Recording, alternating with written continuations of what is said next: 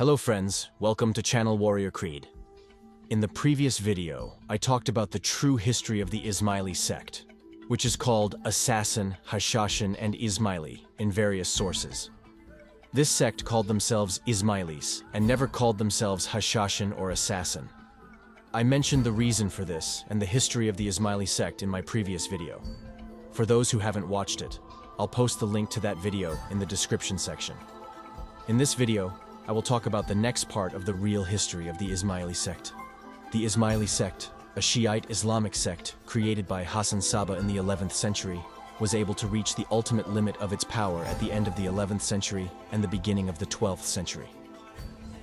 Everyone who could be an enemy of this sect, including nobles, rulers, and emperors, was in fear. However, the Ismailis could remain in the shadows, maintaining their secrecy.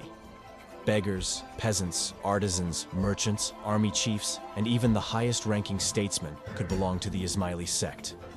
They derived their power from their assassins, who could attack and change the course of history with one man.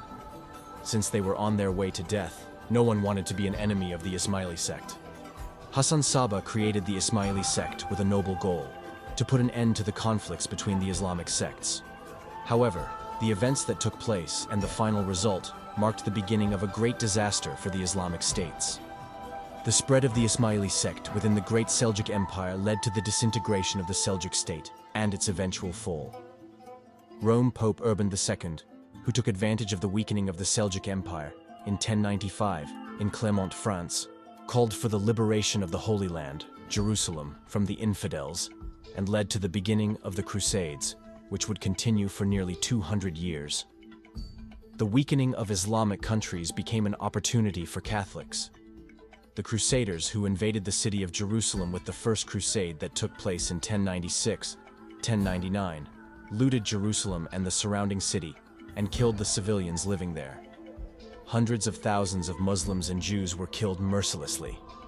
During those historical events, the ruler of Egypt, Salah al-Din Ayyubi, appeared as a hope for Muslims. Salah al-Din Ayyubi called all Islamic sects to unite under his leadership for the liberation of Jerusalem. There was quite a difference of opinion between the Ismailis and Salah al-Din Ayyubi, because Salah al-Din Ayyubi was able to establish his own state in the territories of Egypt by making a coup in the Fatmiyi state, which was considered the residence of the Shiite sects that time.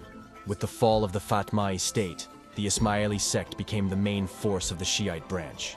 However, even though the Ismailis did not see Salah al-Din Ayyubi as their friend, they agreed with his appeal, because they considered themselves guilty for what happened to Jerusalem.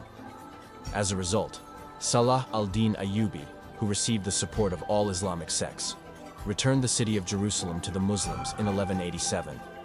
However, in later events, Salah al-Din Ayyubi realized that the Ismailis could be a threat to him as well. He required the Ismailis to give up their positions and swear allegiance to him, in other words, to become his soldiers. The response of the Ismailis to this request of Salah al-Din Ayyubi was the same as they gave to Sultan Malik Shah.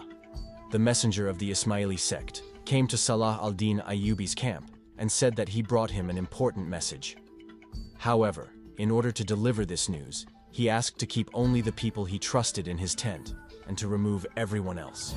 Salah al-Din Ayyubi was not sure that the Ismailis were following him unequivocally, but still, he wanted all the statesmen in his tent to leave, leaving only the two army chiefs whom he trusted the most. After that, the messenger requested Salah al-Din Ayyubi to order these two army chiefs to kill him. If he didn't do it, he said that he would order his death. Salahuddin Ayyubi became agitated and asked his army chiefs to kill the messenger. However, his commanders did not obey his order.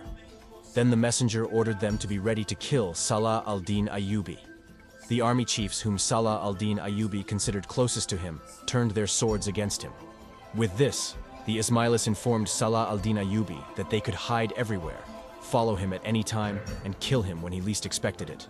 This incident showed Salah al-Din Ayyubi that the Ismailis would never submit to him, and showed the consequences of being enemies with the Ismailis. Thanks for watching the video till the end. Don't forget to like my video and subscribe.